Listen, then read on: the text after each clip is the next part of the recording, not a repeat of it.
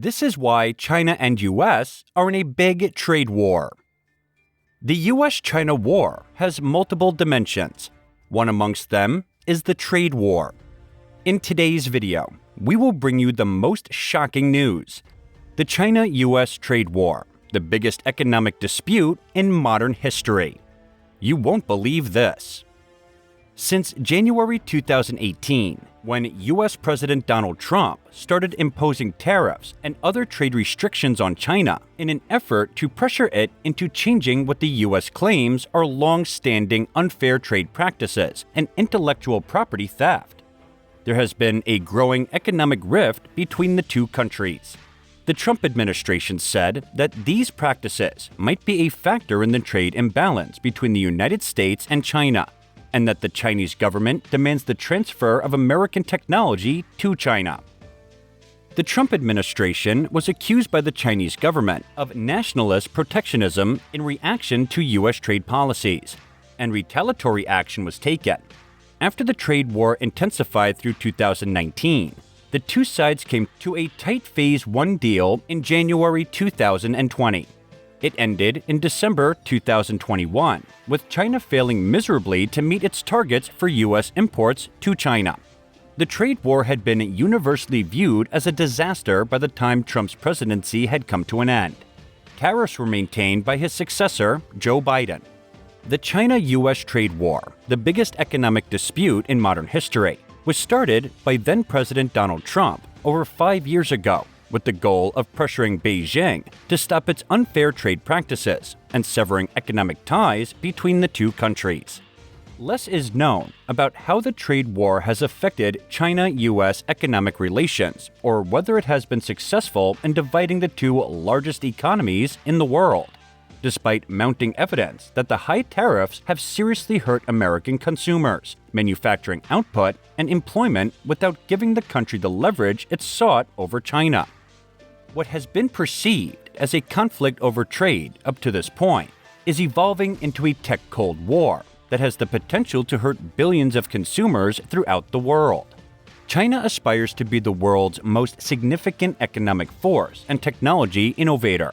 They outline their goals in the Made in China 2025 strategy. In order to counter this, the U.S. wants to double duties on $200 billion worth of Chinese products, ranging from food to technology. It's unclear how the U.S. government will react next. In spite of the fact that President Xi Jinping cannot imagine caving to the American pressure, breaking up economic relations would be harmful to domestic enterprise. China's response has been to impose tariffs on U.S. exports totaling $60 billion. The efficiency of Chinese consumers is lower than that of consumers worldwide. These individuals don't actually utilize Google Apps, as seen by their adoption of Huawei phones, already prohibited it. Trump believes that something is unfair. In order to thrive in the new world when the U.S. and its allies freeze them out, Chinese enterprises are now planning for the worst and trying to develop the technology to do so. Donald Trump's administration opposes China taking the top spot. The U.S. claims Huawei poses a security concern because of its product's ability to track you for the Chinese government. We have long denied this, but it transcends us. Trump would benefit from an agreement that cuts the trade imbalance with China and pushes Beijing to alter policies that prevent American companies from accessing the Chinese market. The United States also wants to be the superpower. So keep in mind that we mentioned China had banned Google. Trump also opposes the state requirement that U.S. business transfer sensitive technology to China in order for them to conduct business there. The two giants are impassed as tariffs rise and no one wants to give in. Jobs are disappearing while prices are rising. The poorest will be hurt the hardest, according to footwear industry giants Nike and Adidas. And unlike prior trade conflicts, the world is new. Technology is now essential. However, the two superpowers have the same goal. Well, it began in January 2018, when the U.S. administration led by President Donald Trump put unilateral tariffs on imports from several of its top trading partners, including washing machines, solar panels, steel, and aluminum. Especially China, which was hit most by American tariffs. Trump has stated that he intends to cut down on the significant trade deficit between the U.S. and China. China is also charged by the U.S. for stealing intellectual property from American companies. How did China react? In any case, China has refuted IP testing and accused the U.S. of initiating the largest trade conflict in history. The United States and China engaged in tit-for-tat battles in 2018. By this point, the U.S. had targeted a wide range of Chinese products, including both industrial goods like railway equipment and consumer goods like handbags. Chemicals, coal, medical equipment, and substantial agricultural exports like soybeans from areas with large Republican support were among the items on China's list of American products. After months of hostility, both parties finally reached a consensus that paved the way for talks and perhaps even an optimistic trade agreement. But again, things became worse. Modems and internet routers are among the $200 billion worth of Chinese goods on which the US announced it was raising taxes from 10% to 25%. 3 days later, in retaliation, China imposed taxes on a new list of $60 billion worth of American products, including frozen vegetables and liquefied natural gas. According to Trump, more tariffs on Chinese goods worth $350 billion are something he is considering. This time, the list would include more consumer products such as smartphones, computers, clothing, and footwear. Consequently, almost all the products that the U.S. imports from China would be subject to U.S. tariffs in this scenario. The U.S. economy lost roughly $8 billion in GDP last year as a result of the terrorist attacks, according to a study conducted by academics from some of the greatest institutions in the country. As a result of some businesses passing on their price increases to customers, other research has shown that American consumers may have had to make greater financial sacrifices ever since the tariffs went into force. One such analysis put the cost of the cause at $11 per consumer every month.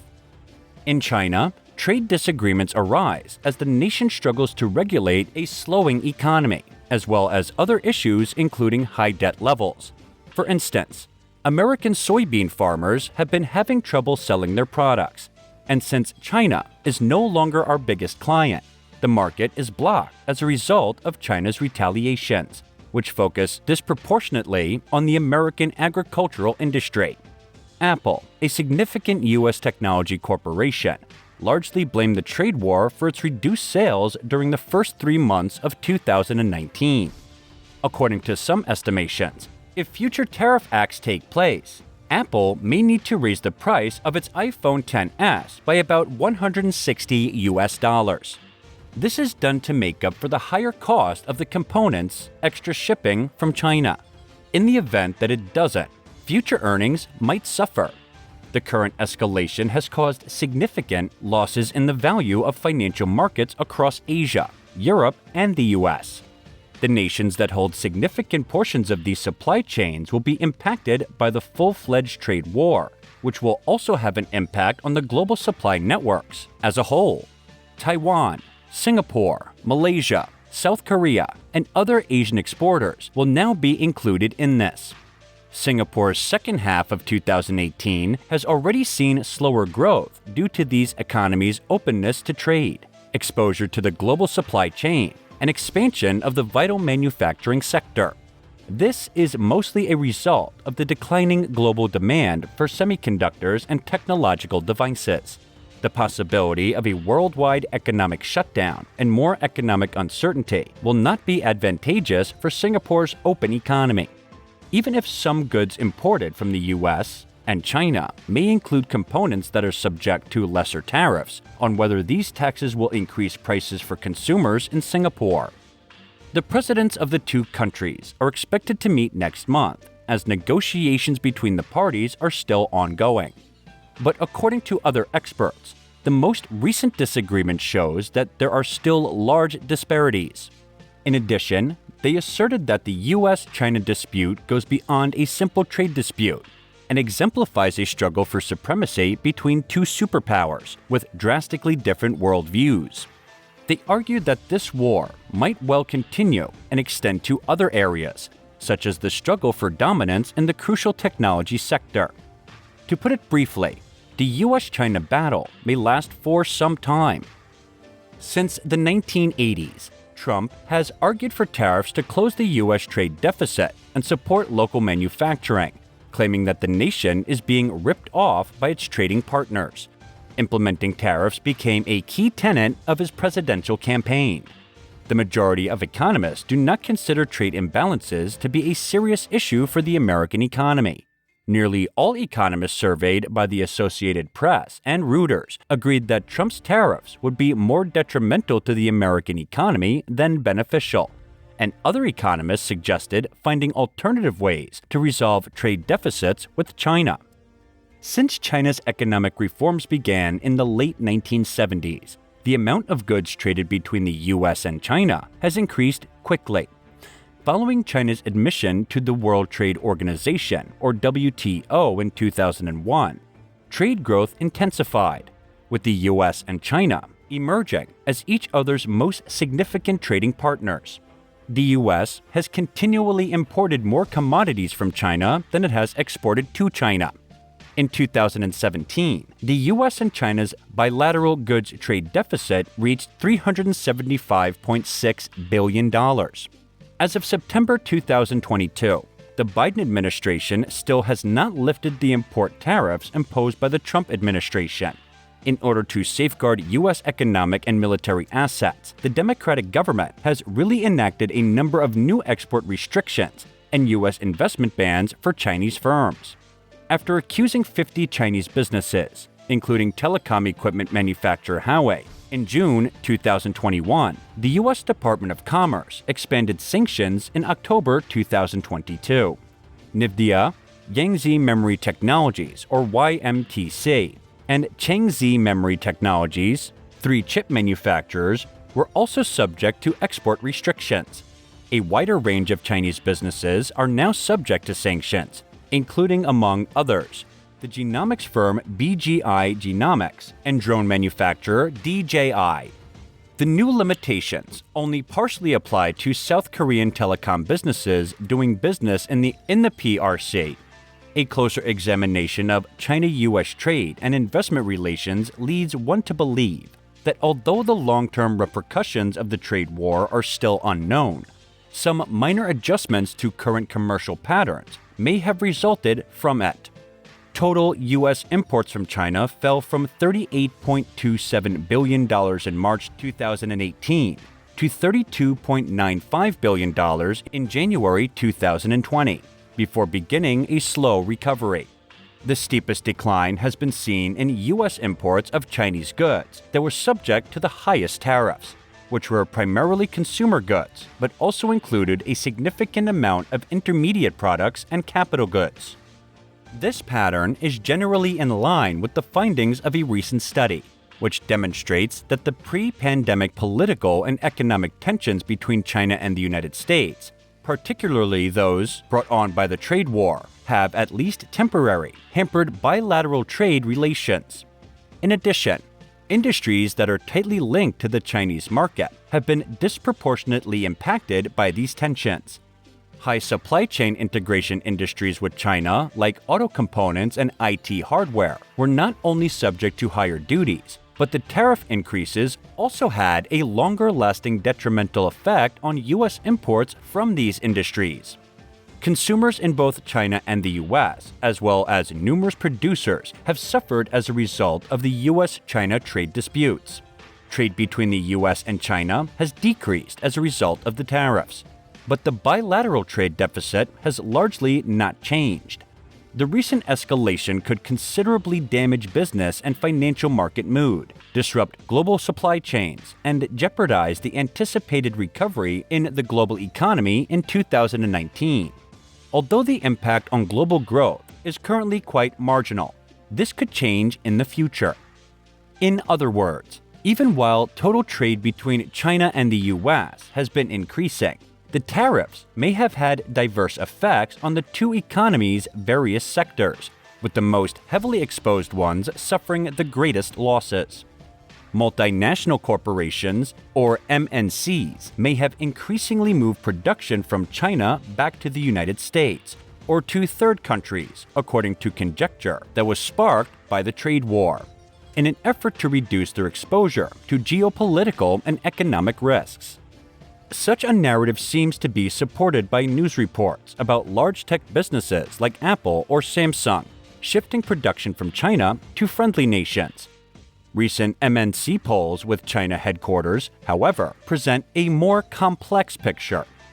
For instance, the American Chamber of Commerce in China, or AmCham, conducted its annual China Business Climate Survey, or BCS, in 2022, which found that China remained a top business destination for many of its members, despite the fact that the majority of businesses did not report any new significant investment during the year. This pattern is largely consistent with that reported in the 2020 China BCS. Similar to this, the 2022 Business Conference Survey, published by the European Union Chamber of Commerce in China, demonstrates that European businesses remained committed to the Chinese market during 2021, despite supply chain interruptions brought on by the trade war and the epidemic. Only 11% of respondents said they were thinking about leaving China in February 2022. By April 2022, that number had risen to 23%. China was considered among the top 3 investment destinations by almost 2/3 of the respondents, particularly in industries like petrochemicals, chemicals, and refining. It's interesting to note that companies that rely heavily on local Chinese markets for sourcing appear to be less likely to transfer suppliers or move manufacturing due to their deep organizational embedding in local supplier networks. Due to the fact that they had other options that lessened their vulnerability to China-U.S. trade restrictions, they were also less likely to oppose the trade war. Though much is still in flux, preliminary data suggests that the trade war may have had a limited, nuanced, and short-term impact on bilateral economic relations. Contrarily, the size of the Chinese market and the relationship that foreign businesses have developed with Chinese businesses over time may have lessened the likelihood of rapid and significant changes in the investment landscape.